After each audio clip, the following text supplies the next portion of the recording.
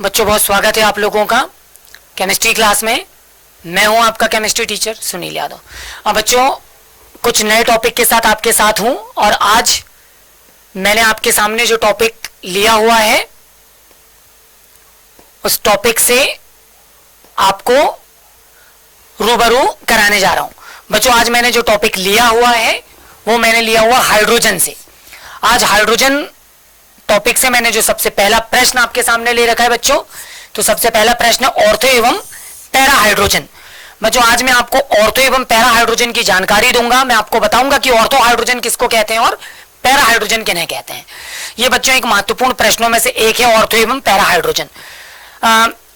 बहुत बार ये देखा गया बच्चों की ऑर्थो एवं पैरा हाइड्रोजन जो है ये कॉम्पिटिटिव एग्जाम ना, जैसे आप नीट की बात करते हैं या आप जेई की बात करते हैं, आप जीएनएम की बात करते हैं, आप एएनएम की बात करते हैं, तो ऐसे एग्जाम में ये प्रश्न काफी बार पूछे गए हुए हैं।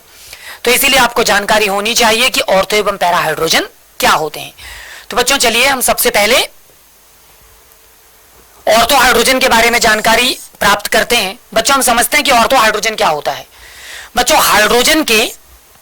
हाइड्रोजन के समनाभिकी अणु में, यानी अगर हम हाइड्रोजन का एक ऐसा अणु ले लें जो समनाभिकी हो, मतलब हाइड्रोजन का ऐसा अणु जिसमें दो परमाणु हो, दोनों ही हाइड्रोजन के हों और वो समनाभिकी हो, ठीक है।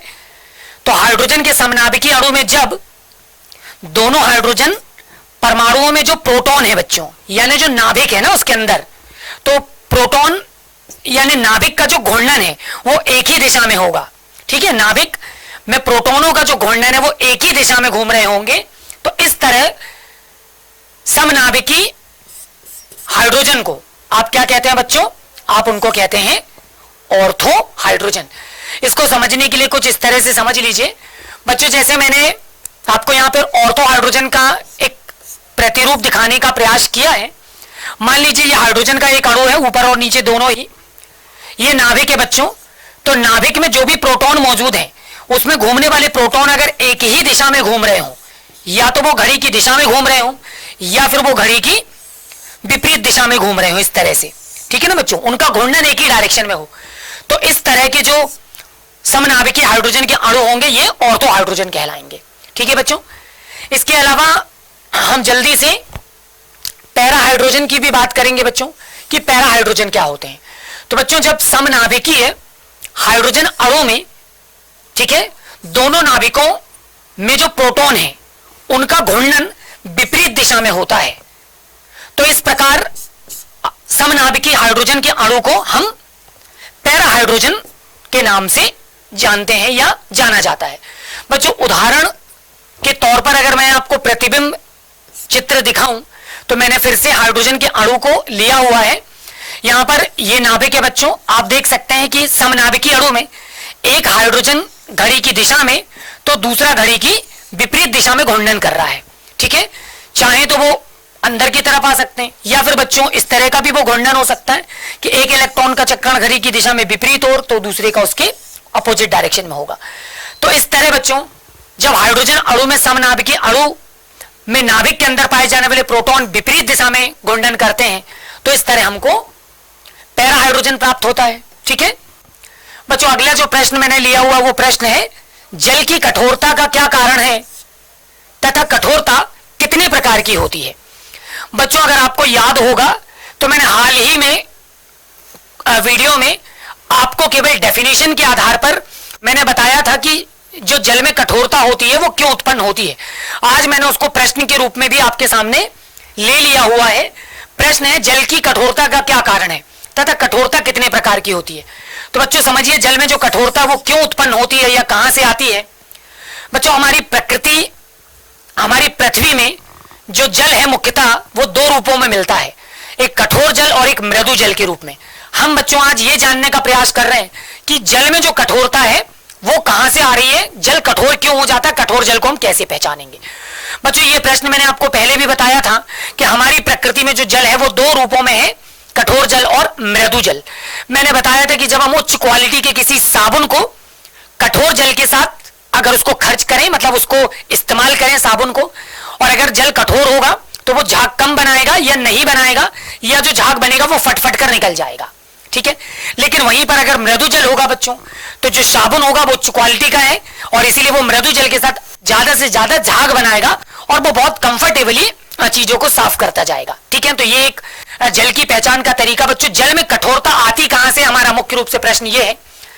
तो जल में बच्चों कैल्शियम एवं मैग्नीशियम के घुलनशील लवण पाए जाते हैं, ठीक है। और बच्चों कैल्शियम और मैग्नीशियम के ये जो घुलनशील लवण है ना, उनके बारे में जब मैं आपको जानकारी दूं तो मैं आपको बता दूं कि कैल्शियम और मैग्नीशियम की ये जो लवण है, ये जल में घुलनशील होने की वजह से ये जल को कठोर बना देते हैं, यानी जल में कठोरता आ जाती है और वो उच्च क्वालिटी के साबुन के साथ झाग उत्पन्न नहीं करता। अब प्रश्न उठता है कि कैल्शियम और मैग्नीशियम के वो कौन से लवण हैं, तो बच्चों उनके बारे में जानिए। उनके बारे में मैं आपको बताऊं कि जो उच्च गुण वाले जो साबुन है के साथ जब आप कठोर जल को खर्च करते हैं बच्चों, तो ये कम झाग उत्पन्न करते हैं या ये झाग उत्पन्न नहीं भी करते, या जो झाग उत्पन्न होगा वो फटफट कर बाहर निकलेगा, जैसा कि मैंने आपको जानकारी दिया। बच्चों कैल्शियम और मैग्नीशियम के मैंने आपको बताया कि इनमें जो मुख्य रूप से लवण पाए जाते हैं बच्चों, तो इनमें पाए जाते हैं बच्चों carbonates, calcium carbonate, magnesium carbonate. इसके अलावा बच्चों कैल्शियम बाइकार्बोनेट, बच्चों मैग्नीशियम बाइकार्बोनेट, ठीक है। इसके अलावा बच्चों कैल्शियम के halides, calcium chloride, magnesium chloride. इसके अलावा बच्चों कैल्शियम सल्फेट और मैग्नीशियम सल्फेट। ये मुख्य रूप से जो लवण हैं कैल्शियम और मैग्नीशियम के, ये जल में घुलनशील होते हैं और ये जल को कठोरता प्रदान करते हैं बच्चों।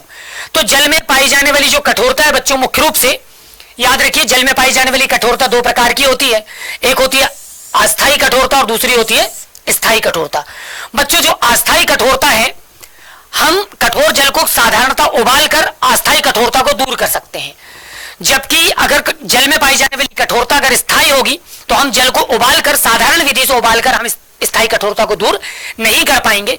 तो यह पहचानना भी बहुत महत्वपूर्ण होगा कि जल में जो पाई जाने वाली कठोरता है वो कब स्थायी होगी और वो कब अस्थायी होगी। तो बच्चों जल्दी से देख लेते हैं इसको भी। तो जो अस्थायी कठोरता है वो समझिए, यह जल में कैल्शियम व मैग्नीशियम के बाइकार्बोनेट्स लवण की घुलनशीलता के कारण उत्पन्न होती है।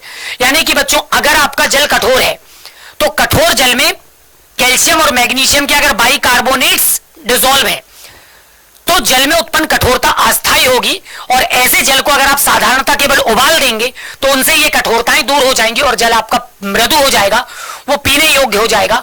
उच्च क्वालिटी के साबुन के साथ वो अधिक से अधिक झाग उत्पन्न करने योग्य हो जाएगा और वो पीने योग्य हो जाएगा, ठीक है बच्चों। इसके अलावा स्थायी कठोरता, तो जल में पाई जाने वाली जो स्थायी कठोरता बच्चों, वो कैल्शियम व मैग्नीशियम के घुलनशील हैलाइड और बच्चों सल्फेट लवण के कारण उत्पन्न होती है। यानी जब आपके जल में कठोरता स्थायी तौर पर है तो वो कैल्शियम और मैग्नीशियम के हैलाइड और सल्फेट लवण के कारण उत्पन्न होती है।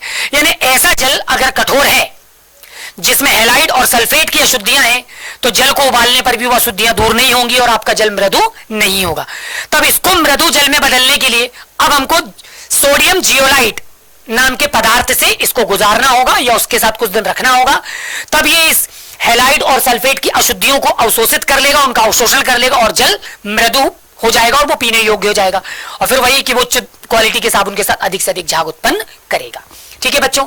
तो मैंने आपको स्थायी और अस्थायी कठोरता से अवगत कराया बच्चों। उसके बाद मैंने जो अगला प्रश्न आपके सामने ले रखा है बच्चों, भारी जल क्या होता है, इसके आपको उपयोग बताने हैं। तो बच्चों मैं आपको बता दूं भारी जल क्या होता है, बहुत अच्छी तरह से समझिए बच्चों। हाइड्रोजन के 3 समस्थानिक होते हैं, हाइड्रोजन के 3 समस्थानिक होते हैं, H11, H12 और H13। बच्चों ये जो H13 हाइड्रोजन का समस्थानिक है ये एक रेडियो एक्टिव है। जो H11 है इसको बोलते हैं प्रोटियम, H12 को बोलते हैं ड्यूटीरियम और H13 को बोलते हैं ट्राइटियम। तो बच्चों ये जो ड्यूटीरियम नाम का समस्थानिक है हाइड्रोजन का, इसको हम H12 या D12 के रूप में भी रिप्रेजेंट करते हैं, ये कहलाता है ड्यूटीरियम।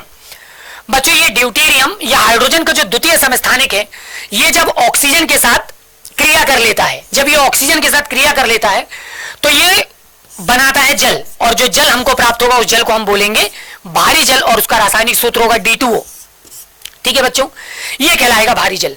बच्चों इसका उपयोग है, जो भारी जल है इसका उपयोग है कि जो भी नाभिकीय संयंत्र होते हैं ना, नाभिकीय भट्टियां होती हैं, तो भारी जल का उपयोग हम वहां पर मंदक के रूप में करते हैं। आपने कक्षा 10वीं में पढ़ा होगा कि नाभिकीय भट्टी में भारी मात्रा में हम जल का इस्तेमाल करते, तो भारी मात्रा में जल वहां पे हमको टीचर बताते बहुत सारा जल इस्तेमाल करेंगे, नहीं वहां पर एक्चुअली हम जो जल इस्तेमाल करेंगे वो ड्यूटीरियम होगा, भारी जल होगा वो। मेरी बात समझ में आ रही? तो वहां पर इस भारी जल का इस्तेमाल हम मंदक के रूप में करते हैं, क्योंकि जो तीव्रगामी न्यूट्रॉन नाभिकीय भट्टी में उत्पन्न होते हैं वो बहुत ज्यादा क्रियाशील होते हैं, उनके पास बहुत ज्यादा ऊर्जा होती है।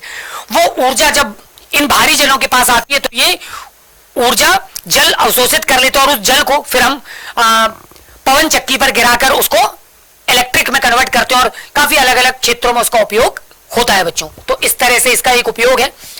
जबकि बच्चों इसका महत्वपूर्ण एक दूसरा उपयोग है कि जो D2O है बच्चों भारी जल, उससे हम ड्यूटीरियम को प्राप्त भी कर सकते हैं।